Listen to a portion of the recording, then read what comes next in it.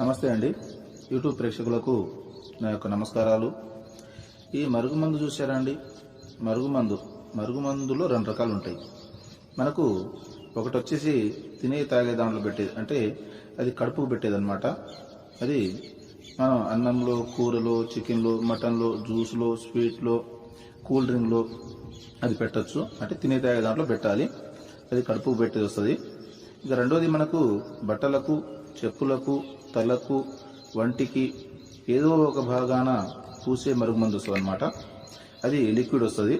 అది powerful liquid అనమాట. అది కొద్దిగా అంటించినా ఇక మనం చెప్పినట్టే వింటారు, మన చెప్పు చేతలో ఉంటారు. అంటే వాళ్ళకు మనం చెప్పింది ఏదమవుతుంది అనమాట. దీంతో పాటు వశీకరణ పూజ కూడా చేస్తానండి.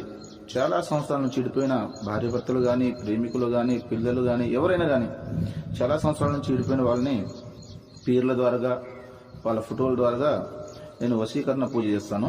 వశీకరణ పూజ చేసి వాళ్ళని దగ్గర చేస్తాను. నాకు చాలా మంది చెప్పారు, గురుగారు వాళ్ళ కాడ వీళ్ళ కాడ తీసుకుని